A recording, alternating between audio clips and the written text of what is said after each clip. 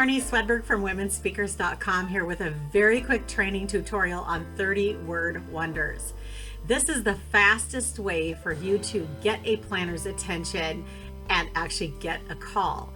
So planners have told us, one planner told me that she had spent over 2 hours trying to put together how to introduce one of her speakers.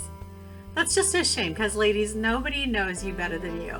You know all this good stuff about you. You know what it's going to take to impress someone enough to make them buy your book, come and hear you speak, attend your workshop, whatever it is. So spend some time and put those 30 words together. Put them at the top of your bio, which is in the About section. And whenever you add a new topic, put them as the first 30 words of your topic. Imagine a planner comparing two speakers. The first speaker has a 30-word bio at the top, and then she goes on to describe all about that she loves coffee and she has 2 dogs and all that kind of stuff.